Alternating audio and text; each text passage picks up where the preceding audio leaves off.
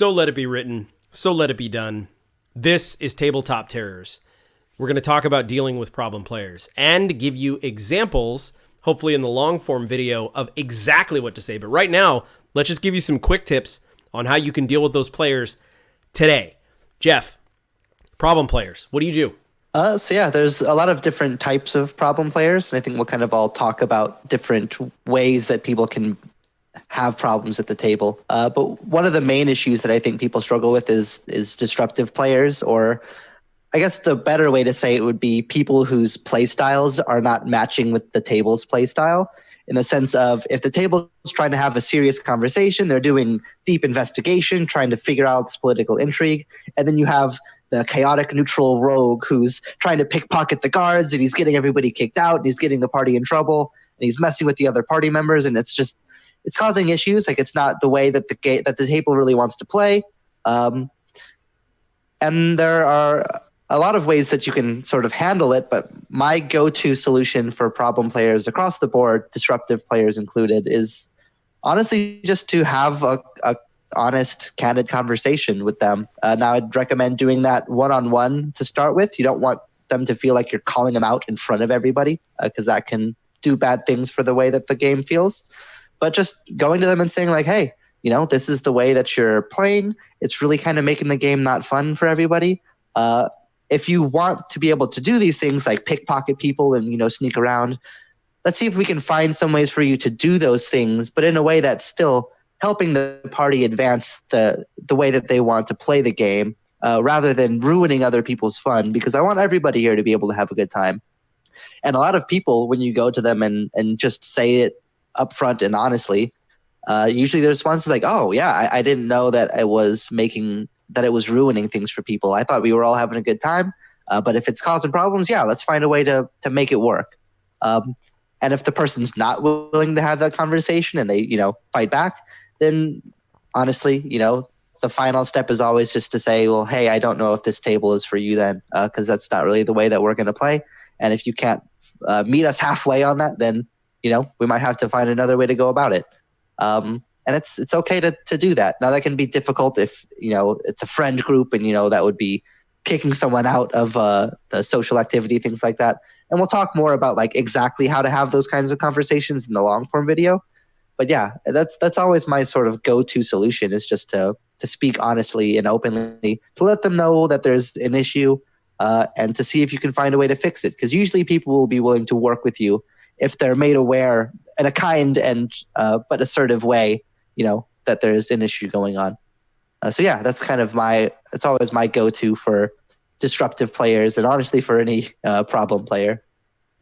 It is actually, it's human nature to assume that if somebody else is doing something that bothers you, or that, like you said, they're pickpocketing the other people, it's actually human nature to assume that they're doing it on purpose and that they're doing it, it's usually not as bad with people, but I think that is one of the biggest things, is setting expectations. And specifically the sort of problem player I'm going to bring up is one that is distracted a lot, but specifically like with a device, with their phone, or if you guys play and you have laptops or something.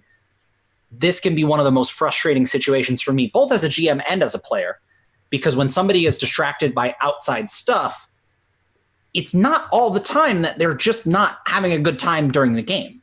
Some people, it's just common for them. They put on movies and scroll on their phone. Like, that's just how they live their life. But it can bring in a lot of issues, because especially if you're trying to get really immersed, it can be really bad and it can derail other players. And truly, the top level advice is the same. You should have a conversation with these people, specifically one-on-one, basically everything Jeff said. But specifically, set expectations for everybody, even when you're going to take breaks, so that if somebody is, trying to hold a conversation, or they're busy, or they just are very social and like to be on Facebook, they know that every hour they're going to get a chance to do that for 10 minutes or whatever.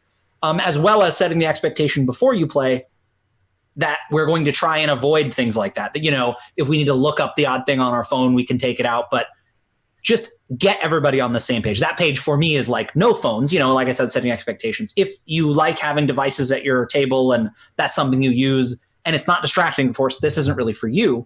But the important thing is, as soon as it starts becoming a detriment to the game, and certainly a detriment to the other people playing, I think it's worth discussing. And again, that with a lot of times you can get very far by simply setting expectations and making sure everybody knows what they're in for, because D&D games can take a long time. And some people get distracted or they get bored or whatever it is, you know?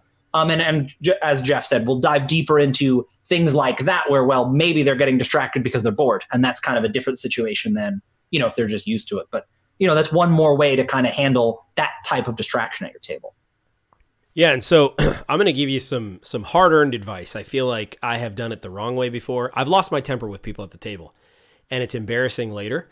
And, you know, it's something that I feel is my number one secret weapon is I usually don't address it during the game.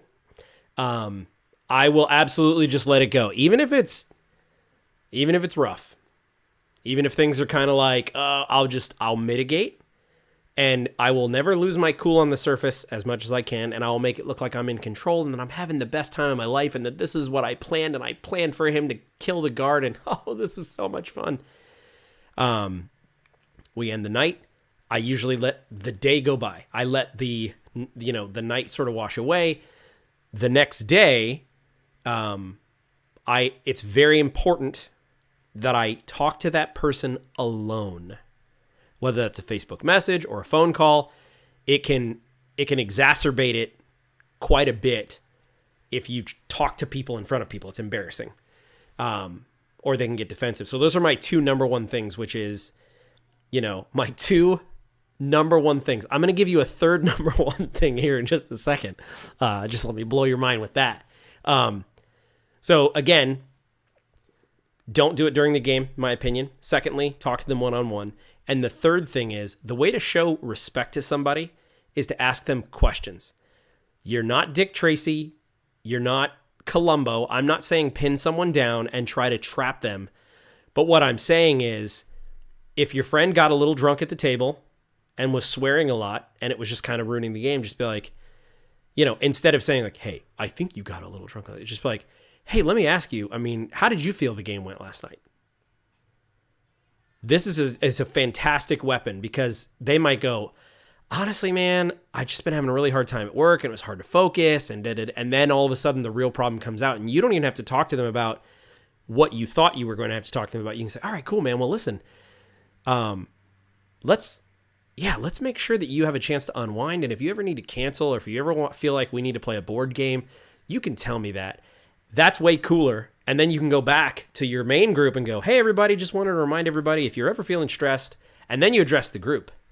If you're ever feeling stressed, if you're ever feeling like you kind of aren't having a great day, I'm okay with you canceling. I'd love to still hang out, come over, and, you know, let's play a board game. So that's some of my tips.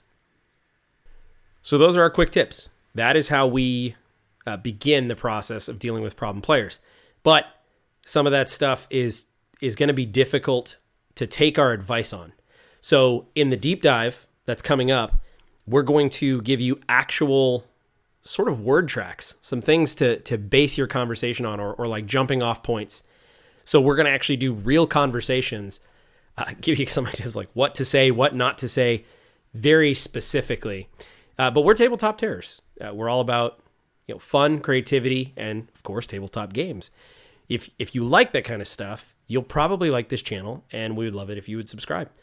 Also, if you like this video, like it. And in terms of the comments, what is the worst problem player you've ever had? What did they do? How did you handle it?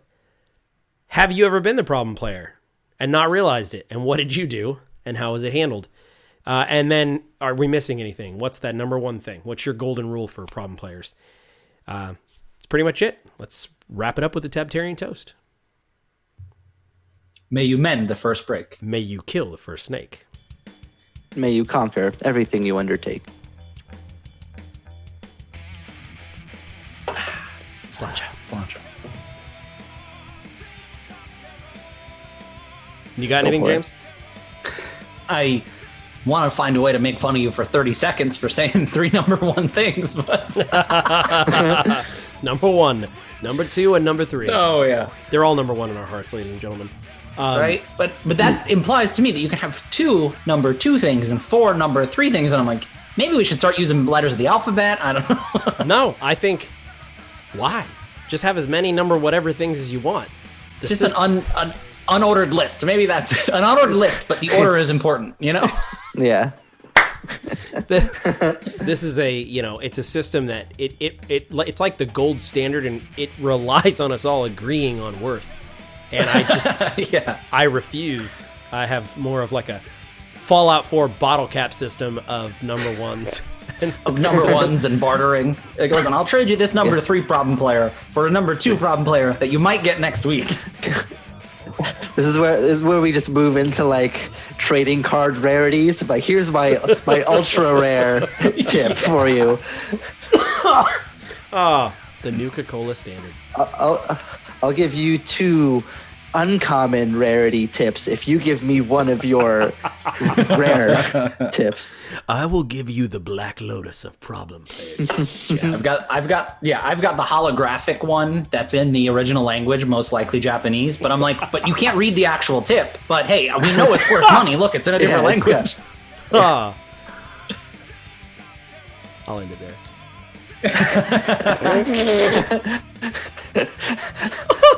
I'm sure there's something in there to put at the end.